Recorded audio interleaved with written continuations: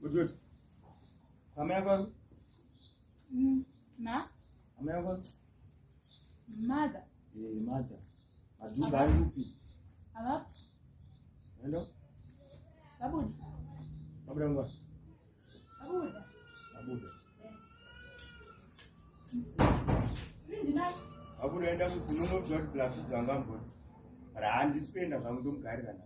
Yeah. Maria chandu yanda to restaurant do to shandisa. What Abud enda u?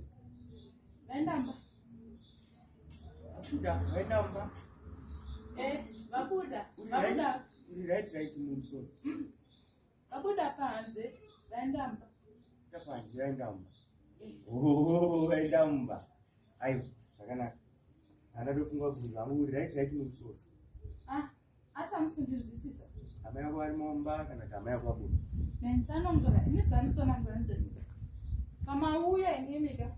Shuya kuno. Kama tengoeleza majumbe. Baba kagala panzi. Sopa vanzo vamshiradeza.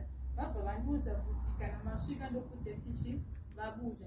So baba vabuda panze. Vaenda mumba. Uraja, gomirira.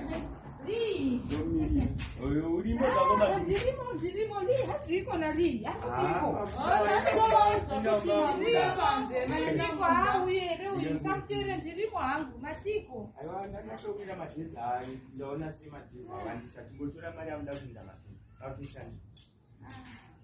Aiwa akugotora. Mama mine mari yavo. Ya, amaya kwa ni mari yangu. Ya mari nikitoka wewe.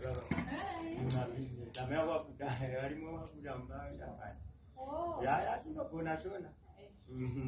Sasa kudzidziswa unyepa chete na amaya yako madhumbe. Ayo mama vanyepe. Nganda kudzetu vabuda panze vakaenda mumba. Mavana walimo mumba.